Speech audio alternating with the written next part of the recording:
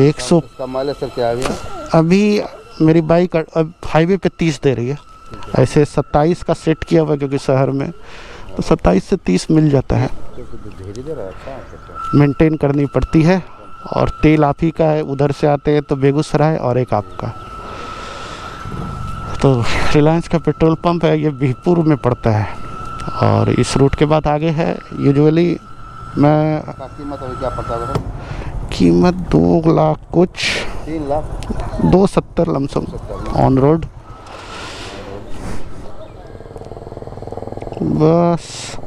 बस हो गया क्योंकि फिर गड्ढे में छलकेगा। ठीक है 1010 900 से सीधे 1010।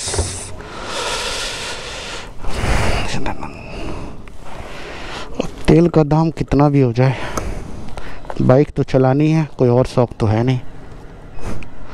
हाँ ये बात है कि महंगाई और सारी चीज़ें बढ़ती चली जाएंगी।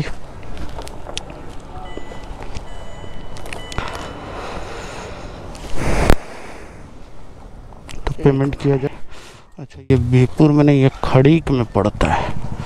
मैं ये सोचना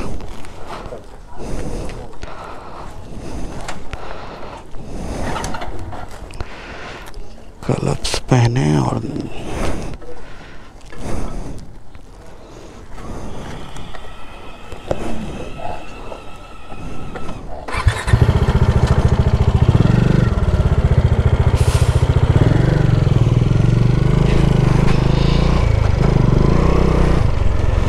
तेल हो गई फुल। अब मेरी राम प्यारी भगेगी और भी स्पीड और मुझे चाहिए एक चाय। तो फिलहाल अभी खींचते हैं गाड़ी। और ये देखिए ये रोड किनारे सुंदर सुंदर फूल।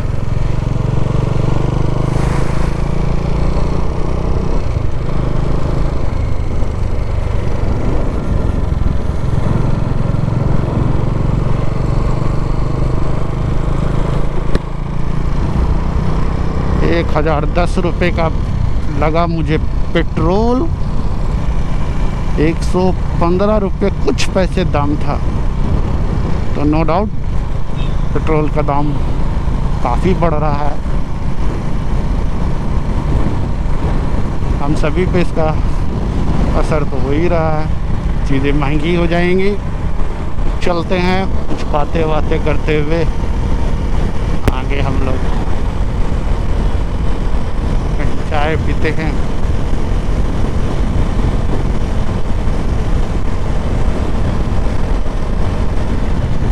भगाई जाइए बाइक।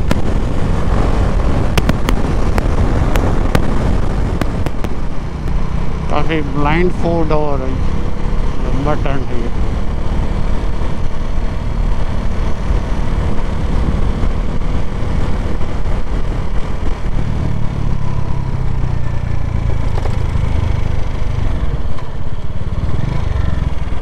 अच्छी रोड हो तो बाइक चलाने में मज़ा आता है। लेकिन हाँ वो बाइक चलाने का मतलब नहीं कि ये दिए रेस से खींचे जा रहे हैं। अपनी लंबी यात्राओं में आप एक छोटे स्पैन के लिए आप ऐसा कर सकते हैं। और ये हुआ है रिसेंट हुआ एक्सीडेंट। जब आप ध्यान नहीं रखते हैं कर्व्स पे तो गाड़ी एक्सीडेंट हो जाती है।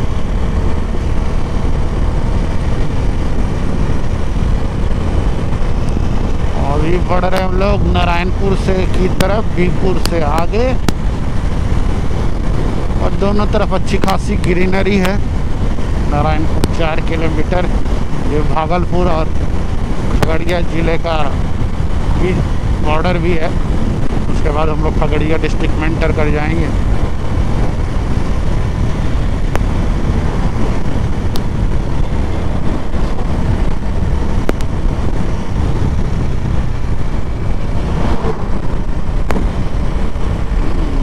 सुंदर रोड, दोनों तरफ गुलमोहर पेड़ के फूल और इधर अच्छी रोड। इसका मतलब आगे स्पीड ब्रेकर है।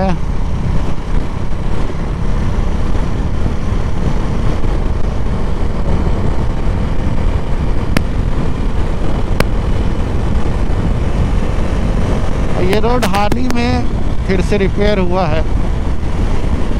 आगे एक पसराहा करके इलाका है, उसकी एक बड़ी विशेष खासियत है। जब मैं वहाँ पहुँचूँगा आपको बताऊँगा कि वहाँ रोड कैसे बना हुआ है। दोनों तरफ पानी ही पानी है और ये है मन्नतों को पूरा करने का प्रयास।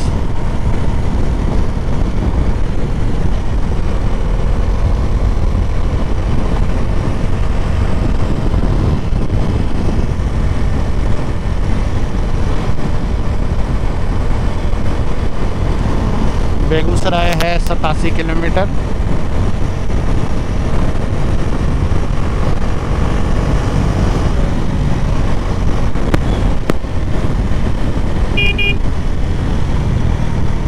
और ये है एक बाइक पे हमारे 3 युवा ये भी एक अलग दौर होता है। हालांकि ऐसा करना गलत है, लेकिन परिस्थितियों के कारण अक्सर ऐसा होता है।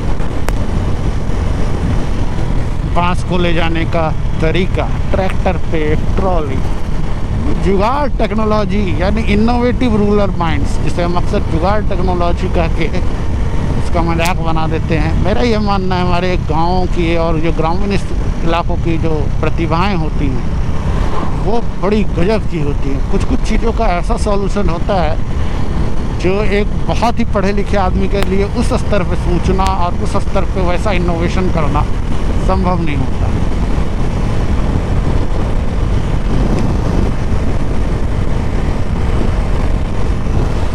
मैंने वहाँ से आपको बताया, जैसे ही मैं विक्रमशिला पुल से नीचे उतरा और वहाँ से लेकर अभी तक ये एक तरह से केला के बागान का इलाका है। बहुत बड़े बागान होते हैं इधर, आम के पेड़ बागान है, केलों का बागान है, मालदा आम भी बहुत होते हैं। और शायद इसीलिए जो सबौर एग्रीकल्चर यूनिवर्सिटी है भागलपुर का वो काफ़ी फेमस है। और कृषि संबंधित उत्पादों के लिए ये जगह हब बन सकता है। बहुत सारी चीज़ों पे यहाँ विचार किया जा सकता है। संभवतः आने वाले समय में हम में से कोई युवा यहाँ पे कुछ ऐसा सेटअप करने का प्रयास करे, सोचे।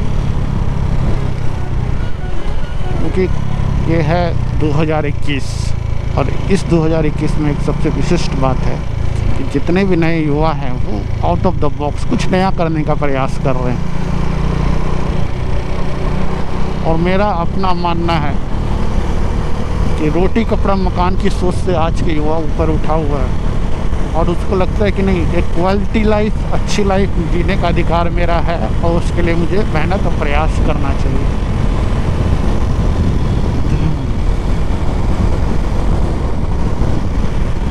इस तरफ अगर आप जाएंगे तो थोड़ी दूर पे कोसी नदी होगी और इधर थोड़ी दूर पे गंगा नदी।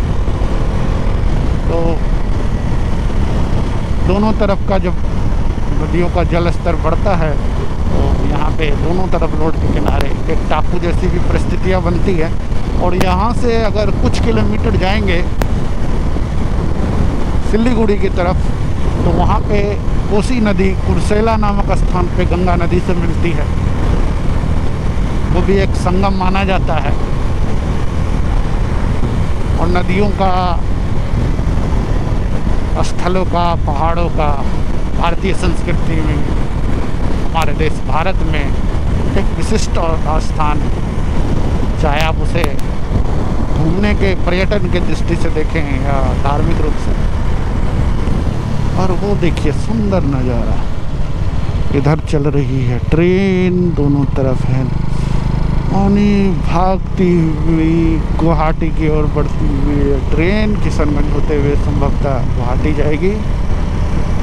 और तालाब में खिले हुए हैं छोटे छोटे कमल के फूल। और हम लोग आने वाले हैं पसराहा की तरफ। जब आप भागलपुर से इधर की ओर आते हैं या इस रास्ते से गुजरेंगे, हालांकि रोड की कंडीशन अभी बहुत ही अच्छी है, नो डाउट, लेकिन कुछ समय बाद यहाँ पे रोड थोड़ा सा ऊपर नीचे हो जाता है। तो जब ये लास्ट ईयर में आ रहा था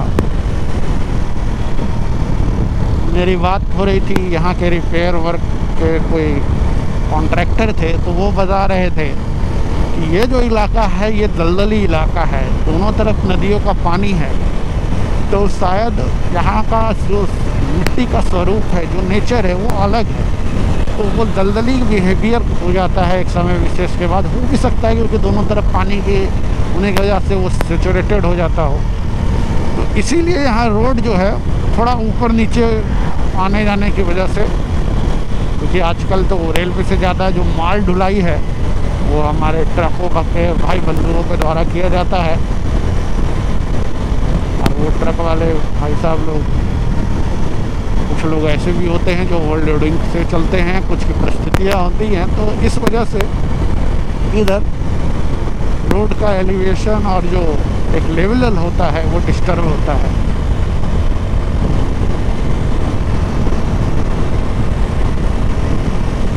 सुबह के बज गए हैं 8:10 और हम इंटर कर रहे हैं खगड़िया में। खगड़िया पुलिस सुरक्षा जांच हेतु रुकिए। ओके, कोई रोकिए तो अच्छा, नहीं रोकेंगे मैं चलता हूँ। जब भी पुलिस आपको रोके तो आपको जांच में सहयोग करना चाहिए। वैसे कल संभवतः 3 तारीख को भागलपुर के नौगछिया और इधर खगड़िया में भी चुनाव हैं। पूरे बिहार में पंचायत के चुनाव चल रहे हैं, तो सुरक्षा जांच जगह जगह पर होंगी और त्योहारों का भी समय है, तो थोड़ा सुरक्षा का स्तर मजबूत किया जाएगा। जब भी ऐसा किया जाए, सुरक्षा जांच के लिए आपको रोका जाए, तो कृपया कोऑपरेट करें, क्योंकि हमारे लिए तो आसान है त्योहारों में घर चला जाना, और ये पुलिस प्रशासन कभी सोच के आप देखेंगे तो उनकी जिम्मेदारी ऐसे समय में जब पूरी दुनिया और पूरा भारत त्यौहार मना रहा था होता है, उनमें से कई ऑफिसर, क्योंकि मैं वो एक फेज अपने जीवन में झेल चुका हूँ, तो त्योहारों में जब आपको लगता है कि हम अपने परिवार के साथ रहें, तो उस समय आप ड्यूटी कर रहे होते हैं और घर वाले, आपके बच्चे, आपके परिवार ये सोचते हैं कि वो भी रहता तो अच्छा रहता। और नौकरी कहीं ना कहीं इसी को कहते हैं। मुझे किसी व्यक्ति ने कहा था कि अगर आप नौकरी करते हैं तो ना करें। अब ये मेरे आत्मचिंतन का विषय है कि क्या सच में नौकरी में ना नहीं किया जाए। चलिए, आने वाले भविष्य में देखा जाएगा।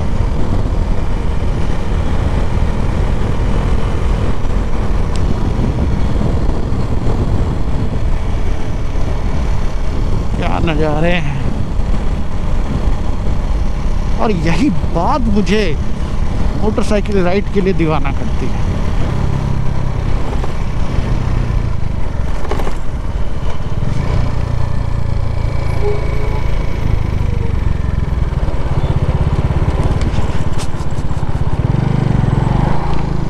तीस 30,000 किलोमीटर मेरी बाइक चल चुकी है, और उसके बाद जैसा कि मैंने पिछले ब्लॉग में बताया था, मैंने ब्लॉगिंग शुरुआत की। क्योंकि पहले मैं सिर्फ अपने लिए घूमता था, एक्सप्लोर करता था, कुछ सीखता था। तो अभी जो मैंने रिसेंटली नाथला की राइड की, हालांकि उसमें मैंने ब्लॉग नहीं किया है, लेकिन मेरे साथी जो अभिषेक हैं उनके ब्लॉग में मैं शामिल ज़रूर हुआ हूँ। तो वहीं पर बहुत लोगों में, आप जैसे युवाओं ने, जो मेरे अभी व्यूअर भी हैं, उन लोगों ने मुझे बोला कि आपको एक यूट्यूब चैनल बनाना चाहिए। मैंने उनसे कहा कि संभवतः मेरे लिए ये आसान नहीं होगा कैमरे के सामने बोलना, लेकिन लोगों ने कहा कि जिस तरह से आप अपनी बातों को रखते हैं, पता नहीं क्या मैं प्रभावी हूँ या नहीं, ये तो आप बताएंगे। और आपको एक चैनल पे लोगों से कुछ ज्वलंत मुद्दे जिनके पर मैं काम करता हूँ, जैसे climate change, disaster management, youth empowerment और समाज के वो इशू जो बहुत ज्वलंत हैं, तो आपको उन पर अपनी चीज़ों को अपनी राइडिंग से जोड़ना चाहिए। तो चलो देखते हैं, प्रयास करते हैं। ज़िंदगी में हर मोड़ पे हमें कुछ ना कुछ सीखना है, और उसी सीखने के कड़ी में मैंने ये मोटो ब्लॉगिंग शुरू की है। उम्मीद है आप सभी लोगों का अच्छा फीडबैक, और जो भी मुझे में सुधार की गुंजाइश है वो आप मुझे बताएंगे। सभी को अगर कोई इस वीडियो में मेरे लिए सुझाव तो ज़रूर बताएं। अगर कंटेंट में आपको कुछ अच्छा ना लगा हो तो आप बता सकते हैं, और या आप कमेंट सेक्शन पे जाके लिख सकते हैं। मैं कोशिश करूँगा कि आने वाली वीडियो में मैं उन सब चीज़ों का ध्यान रखूँ। तो चलते हैं अब आगे।